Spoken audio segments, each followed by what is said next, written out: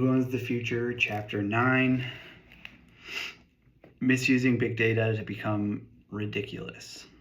And it starts off by talking about three nerds walk into a bar. And he gets into the story about how he once served on a panel at UC Berkeley judging mock business plans. And there was this one that their pitch was, suppose you're darting around San Francisco bars and hot spots on a Saturday night. Essentially, they created an app. It's like, here's where the girls are. And that their service will make money with advertising, probably from bars and liquor concerns. He says that he looked at this geeky, sincere trio and asked the obvious question: will there ever be the slightest chance that this service will provide even one bit of correct data? There was a tense pause, and the answer is no, of course not. There will never be good data. The whole scheme will run on hope. And so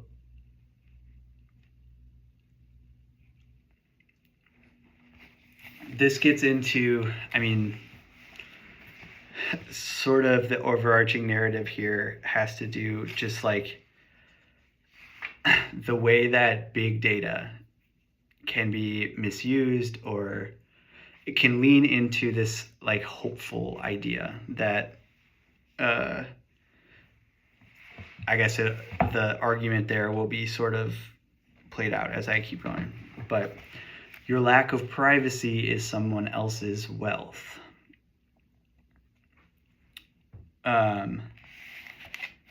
Occasionally, the rich embrace a new token and drive up its value. The fine art market is a great example. Expensive art is essentially a private form of currency traded among the very rich. A related trend of our times is that troves of dossiers on the private lives and inner beings of ordinary people collected over digital networks are packaged into a new private form of elite money. The actual data in these troves needs not be valid. In fact, it might be better that it is not valid, for actual knowledge brings liabilities.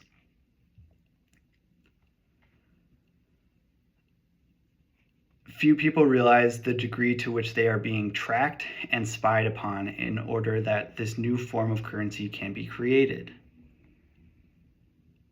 There's an extensive literature and a sphere of activism already in place to address the situation. So at present, he'll only briefest exposition of the topic here.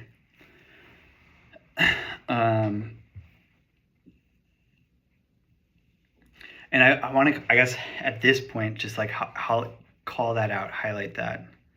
Like, it kind of goes back to that hopeful idea, that trio of people with the girls in the bar app. Like, it doesn't, kind of one angle of this, one aspect of it, and it's multifaceted, is that someone could actually have just greenlit that project, and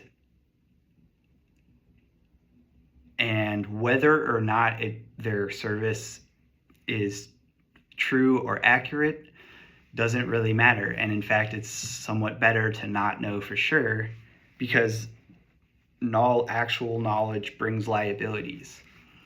If they can hide behind their data and say, well, this is the algorithm, it doesn't operate, the algorithm itself doesn't operate based on any infringements here, and this is the outcome, right? They can kind of hide behind that liability.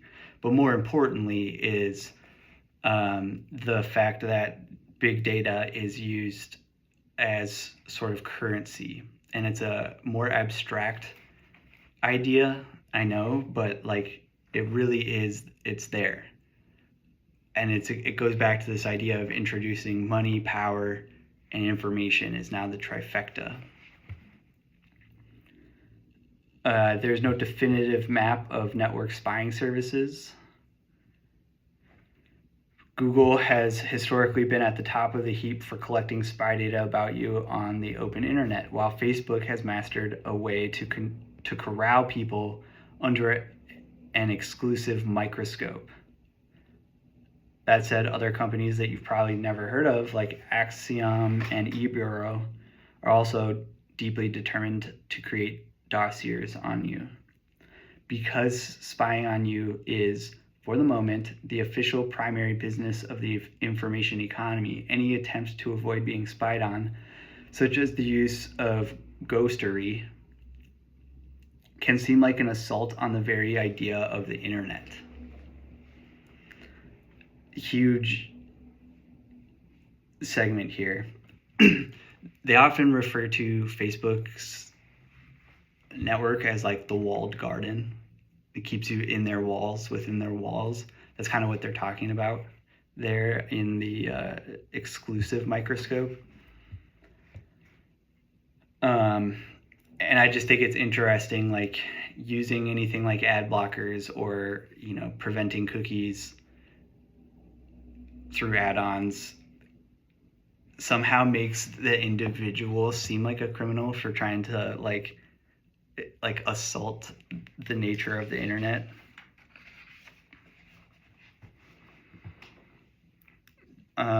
Big data must be mastered in order to be valuable. It is not an automatic cornucopia or a substitute for insight. A spectacular recent example is the dawn of mind reading. Oh, this one's interesting. In the first decade of the century, there was a sequence of increasingly impressive examples of brain reading. This might involve a person learning to control a robotic arm through direct brain measurement. So, psychologist Jack Gallant and other researchers at UC Berkeley showed they could approximately determine what a person was watching simply by analyzing brain activity. It was as if computers became psychic, though a better way to understand the work is as an example of the challenges of scientific big data. So in Gallant's experiment, a movie was computed of what someone was seeing based on nothing but fMRI scans of the activity of the person's brain.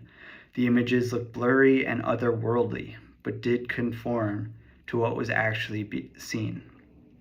The way it worked was approximately this. Each subject was shown a batch of movie clips. Their brain activation patterns were recorded each time. Then when a person watched a new previously unseen clip, activation patterns were once again recorded. Then the original clips were mixed into a new clip proportionately, according to how similar the activation pattern for the new clip was to each original clip.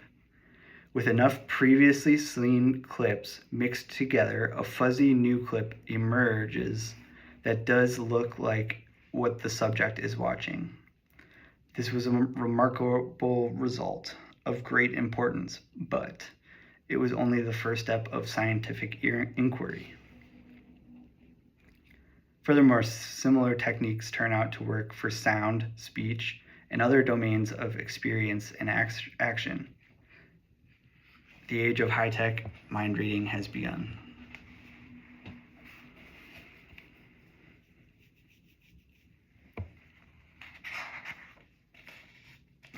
Moving on to something different. Occasionally, an objective test of big data reveals that the castles in the clouds were never real. For instance, there's no end to the braggadocio of a social network trying to sell advertising. The salespeople trumpet their system's ability to minutely model and target consumers as if they were Taliban in the crosshairs of a military drone. And yet, the same service, when it must simply detect if a user is underage, will turn out to be unable to counter the deceptions of children. Yet the fantasy of precision persists. In that moment of fervor, when you launch a siren server, you can practically taste the luscious swell of power. You have the information superiority because of your your listening post on the net. I love this idea here because it's something that I know a little bit about. Like,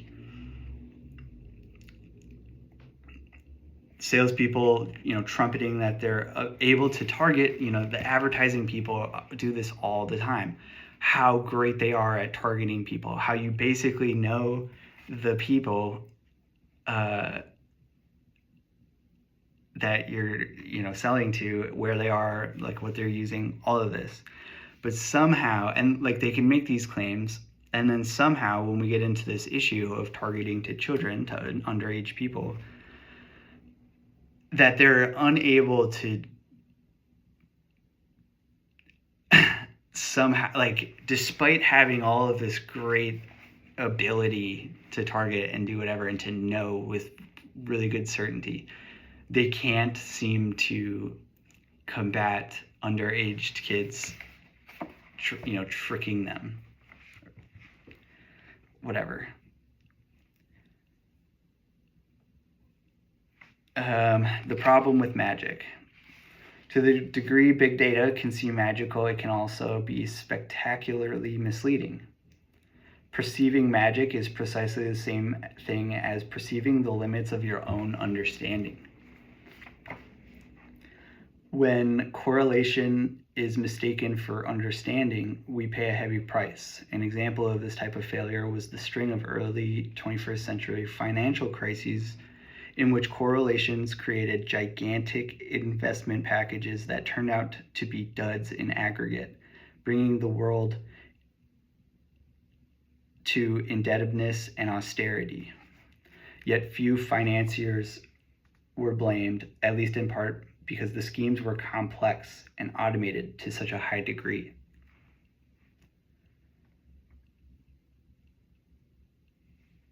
And then, so like, why, you ask the question, why does big business data still often get used so much on faith, even though it's proven to fail and fails spectacularly? The answer being that big business data happens to facilitate super quick and vast near-term accumulations of wealth and influence.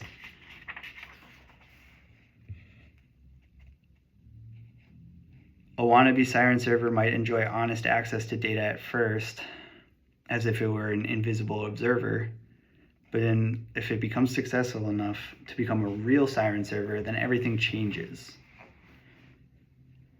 If the server is based on reviews, many of them will suddenly start to be fakes. If this is based on people trying to be popular, then suddenly there will be fictitious fawning multitudes inflating illusions of popularity. If the server is trying to identify the most creditworthy or dateable individuals, expect the profile of those individuals to be mostly phony.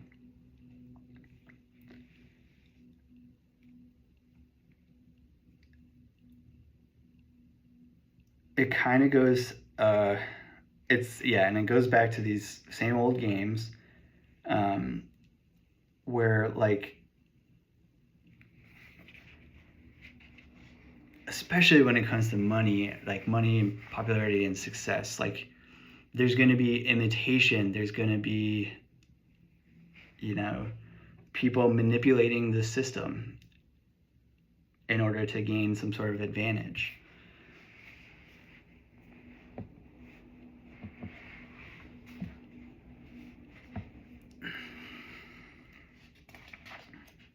Something that starts out as real kind of turns into an illusion.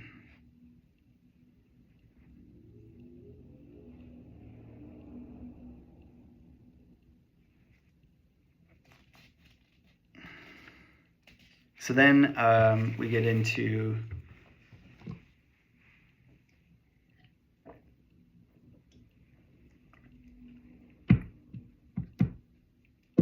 okay, sorry.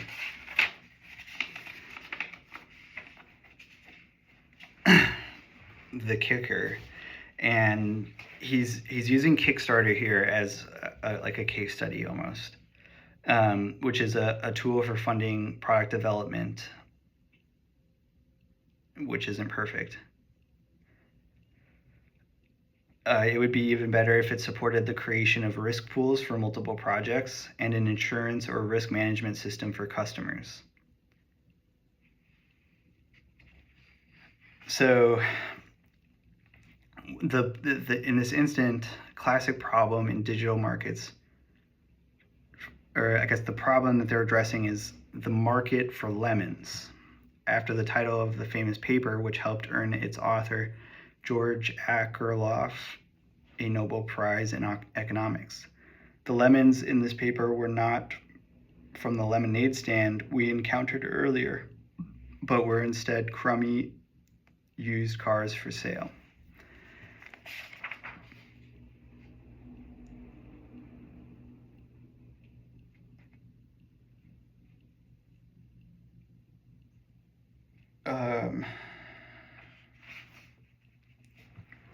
I don't know if I touched on the lemonade stand example.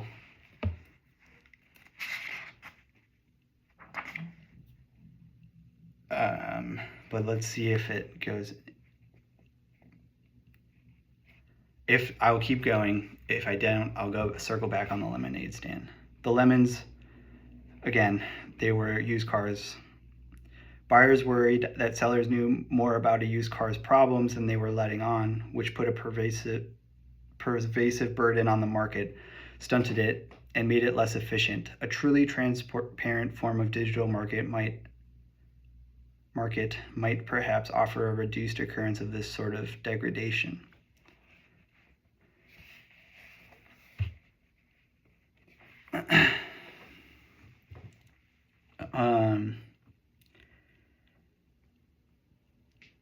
And then he goes on to say, I would like to see Kickstarter grow to be larger than Amazon, since it embodies a more fundamental mechanism of overall economic growth. Instead of just driving prices down, it turns consumers into a priori funders of innovation. But at an Amazon-like scale, there would inevitably be an even bigger wave of tricksters, scammers, and the clueless to be dealt with. And so basically the structure of networks and these tricksters and things like that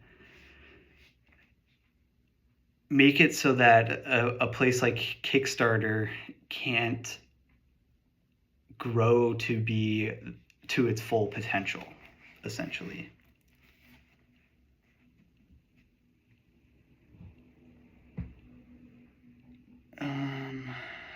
The nature of our confusion. Successful network ventures that become known to the public are always eventually gamed by epidemics of scammers.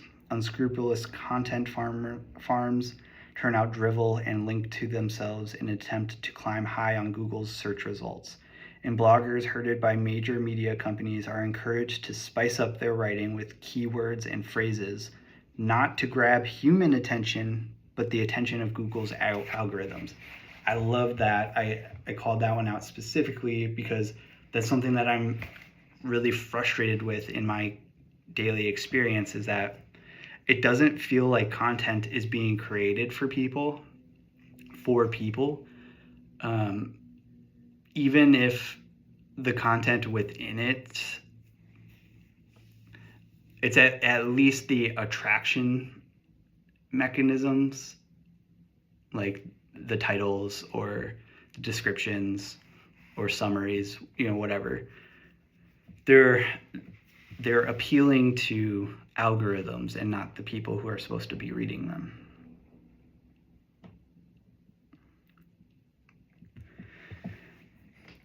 That's where sites with reviews are stuffed with fake reviews.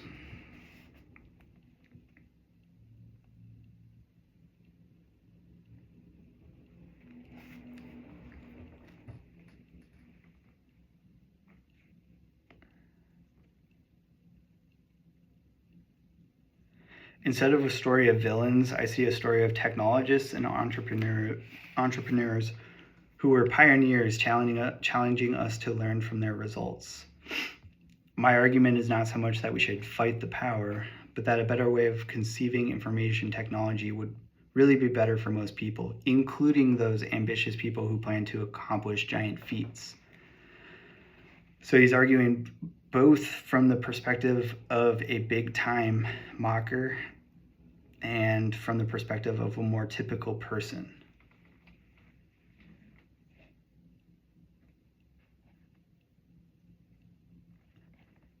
Politicians target voters using similar algorithms to those that evaluate people for access to credit or insurance.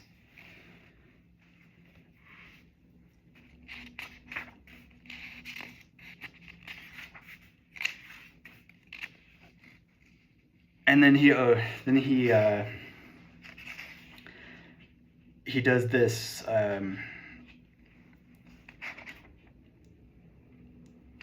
his third interlude includes his 9 humors, which is just like, so for example, Marx. Politics ought to subsume information technology. Marxism anticipates abundance but elevates politics infinitely and indefinitely. Once the machines can do all the work, politics will decide what's best for the people so that all will benefit from the bounty. So he's talking about the different approaches or viewpoints on all of this and how that could go. So counter to Marx would be like the invisible hand, where information technology ought to subsume politics. So think about in these two as the example. Like Marx would put politics as the supreme power, but the problem there is that it's infinite and indefinite on the political power there. The invisible hand, sort of the opposite. I don't want to get into all of those, but they are interesting. And each humor captures a distinct hypothesis about how politics, what it means to be human, and technology are related. They all concern the role of politics in the human will or intentionality in ever higher tech futures. Will politics become obsolete or absolute? Will people be subsumed, or will we transcend what had been our condition?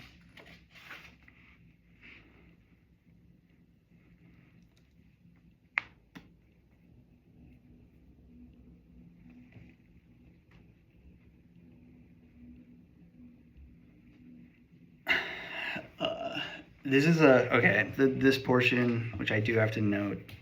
So look, once the ground rules of life are changed, you no longer have the ability to understand what you might have forgotten from a previous incarnation.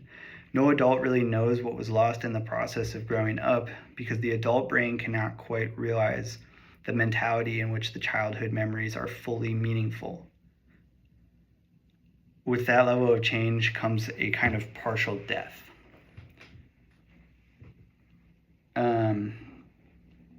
And then he talks about, it's important to remember that nostalgia for lower tech times is based on fake memories.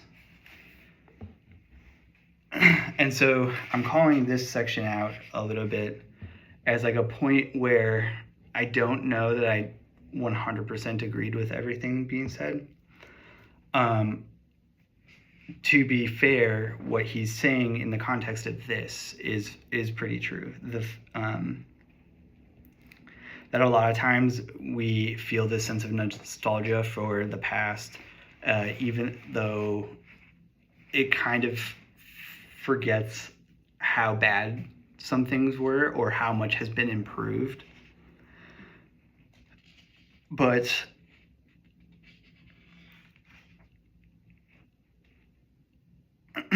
I think there's a difference between like your day-to-day experience,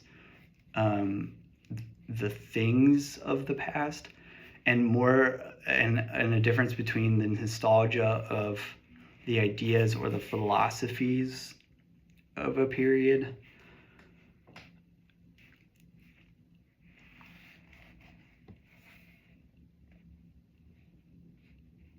I just feel like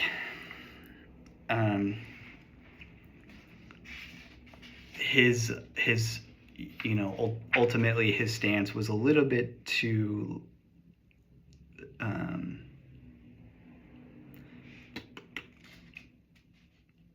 he minimized history a little bit too much in this case.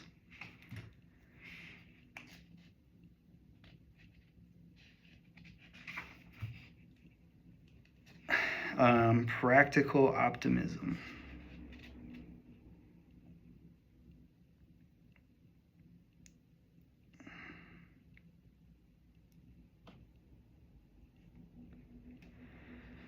Ooh, okay. There's an interaction between optimism and achievement that seemed distinctly American to me, but that might only be because I am American. Like it comes filled with messages like, if you build it, they will come.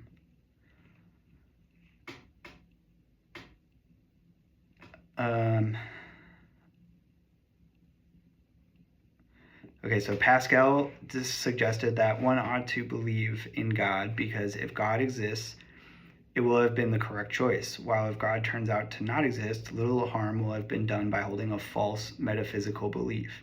Does optimism really affect outcomes? The best bet is to believe that the answer is yes.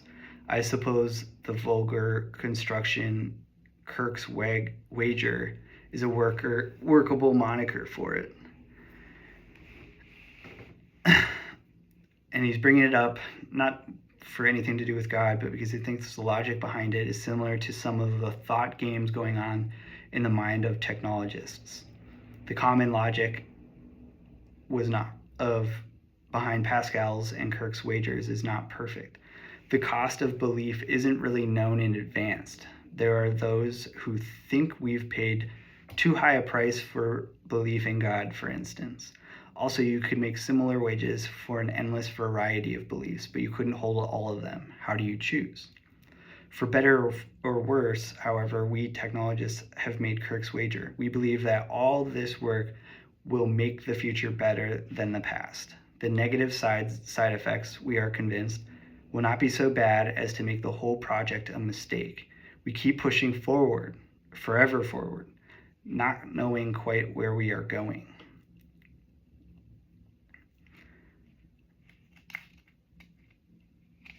It's okay, and that's where it kind of wraps up at this point, but it's a huge element to all of this, and a huge problem that I have when it comes to technology is we've put all of our eggs in this basket. We're blindly following technology. We haven't had anything like this in the past.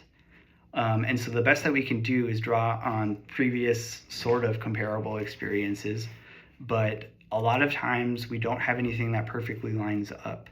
We're experiencing new issues as they're coming up, and we're pretending like technology is just the way forward, like just accept whatever the outcome is. And it's part of the reason why it takes us so long to figure out, like it took us forever to really even consider the fact that social media might not be complete as it took us forever to realize that social media has flaws even.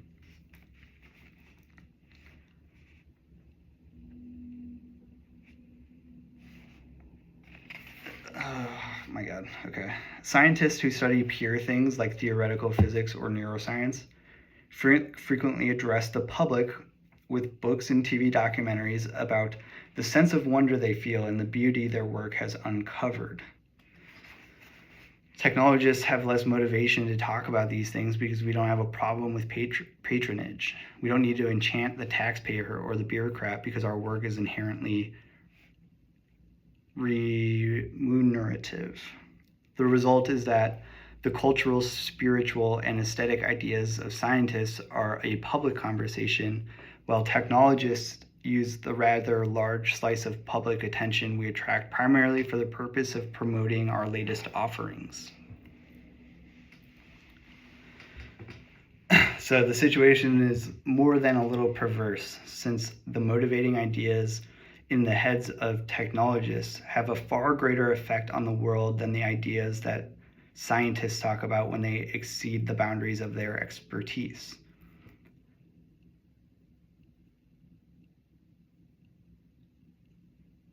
It is interesting that one biologist might be a Christian while another is an atheist, for instance, but it is more than interesting if a technologist can manipulate urges and behaviors. It is a new world order. The actions of the technologist change the events directly, not just indirectly through discourse. To put it another way, the non-technical ideas of scientists influence general trends, but the ideas of technologists create facts on the ground. I feel like that sort of speaks for itself, and I don't need to elaborate on it too much, but again, just another great way that we're approaching this in a problematic way.